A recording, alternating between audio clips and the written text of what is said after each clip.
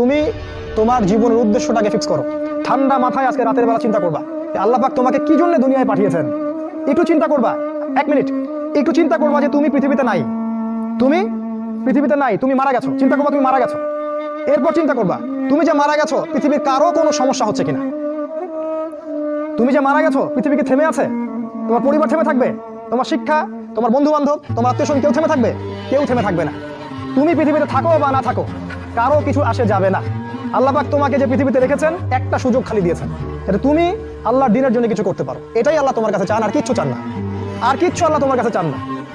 আল্লাহ চান তুমি একজন ভালো মানুষ হও, ভালো মুসলিম হও এবং দ্বীনের জন্য কিছু খেদমত করে পৃথিবী থেকে বিদায় নাও। এই দিন তুমি ছাড়াও বিজয়ী হবে ইনশাআল্লাহ। তুমি থাকো বা না থাকো এই দিন কিন্তু বিজয়ী হবেই। হয় তোমাকে নিয়ে হবে অথবা তোমাকে ছাড়াই হবে।